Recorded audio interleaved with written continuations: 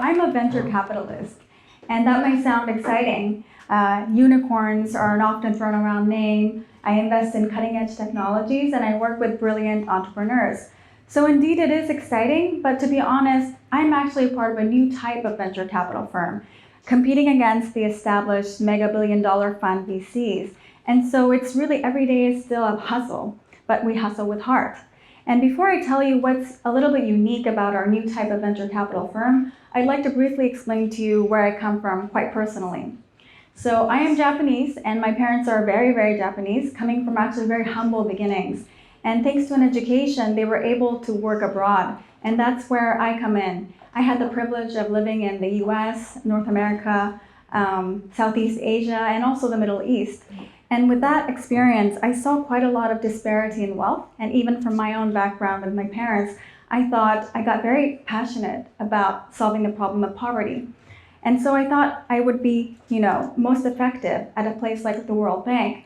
So at university, I studied economics, mathematics, economic development, and I also interned in Kenya and Africa. And that was a great experience. However, working for a microfinance organization related to the World Bank, I saw how it could be quite bureaucratic. And instead, I saw that bottoms-up entrepreneurialism, social entrepreneurialism, was more sustainable and empowering for the local community. So then I thought, I need to understand enterprises and businesses. I was more a theoretical student of economics. So I went into investment banking to really learn that and train for that. And then after that, several years after that, I actually started a drone startup. I brought a San Francisco-based drone startup to Japan. And there I understand furthermore the inner workings and operations of a startup and a business. And ever since then, I got more and more hooked onto the world of startups because there is a really dynamism for growth and exponential growth through technology. And that was great, so I did that for several years. And then I stumbled upon an opportunity to invest into startups, not just the operations side. And that was really my calling because I could combine my experience in finance and also business. And I started out with an impact-minded investing firm, and it was called Mistletoe, based in Japan. And it was funded by Son Masayoshi's younger brother. Son Masayoshi is the CEO of SoftBank, and his younger brother, Son Taizo. And that was great. And so I had an inside look at impact investing. And impact investing, as you probably all know, is a growing and vibrant field. But from the inside, I also learned that, that's not going to solve all the world's problems. For instance, impact investing, it does imply kind of a balancing between social impact and financial returns, especially when you're targeting businesses that solve problems for the bottom of the pyramid. The return profile and the timeline it might take could be considered patient and long-term. And there's also the reality that these impact investment firms, they're great, but they're actually funded by billionaires like Bill and Melinda Gates Foundation, and also Omidyar Network, founded by the founder of eBay. So you can't always rely on well-meaning billionaires. So that is where my new venture capital firm called Fresco comes in. And Fresco started around 10 years ago, when startups were on the rise, and we were all, again, drawn to that dynamism of startups. And we could see how they are really shaping kind of the narratives of our new society.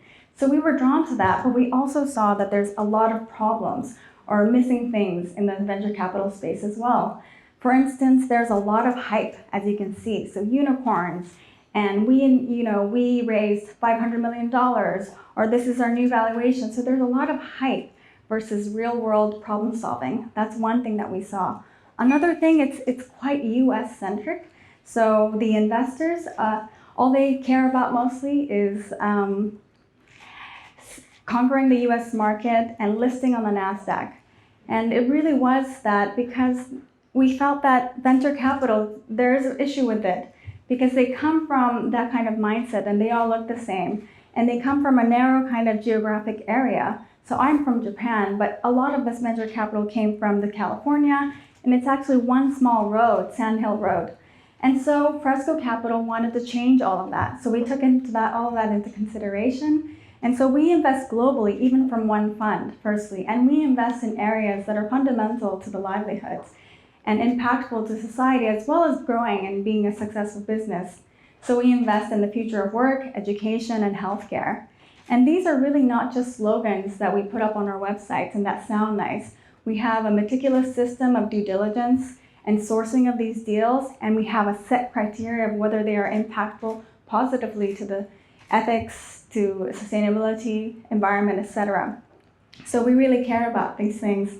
And also, even when you look at it, it's always part of a system, it's always a machine. And venture capital is being, we need to ask who's funding the venture capitals. So we were saying that venture capital is part of the problem, but who's funding the venture capitals? So these are often financial institutions.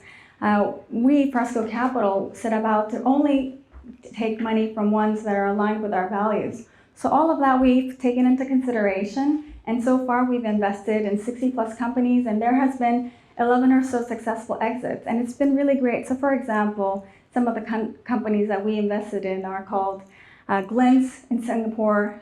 So it's very Southeast Asian minded and native to the ecosystem, and it's solving the new HR growth in that region. And it's a native solution, so it's not a copycat of what's happening in the US, etc. So it's a really native solution. Another one is called Empower Financing, so it's providing student loans to international students where they usually don't have credit profiles. So all of this is very exciting. And every day I'm doing this and excited to go to work on Mondays, and I'm always smiling. So people are asking me, how did you find this job? So there's a couple of things I say.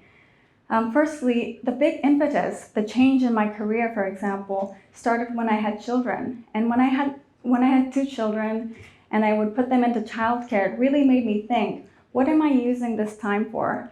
And these children I'm saying goodbye to, and can I say when I get them, see them again, can I be very proud of what I'm doing and have integrity? So that was the first thing. And the second thing is, we are often thinking in perhaps dichotomies.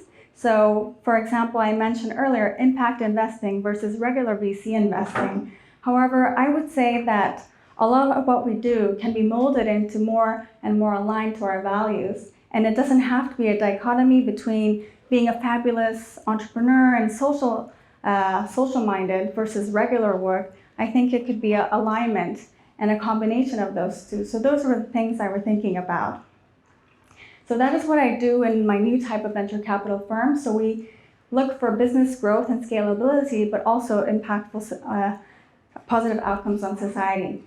And finally, I'd like to say that, I'm an investor and I talk to you about better ways of investing, but I think we are all investors of our time, and how we spend our time aligned to your values and what you want to accomplish is very critical.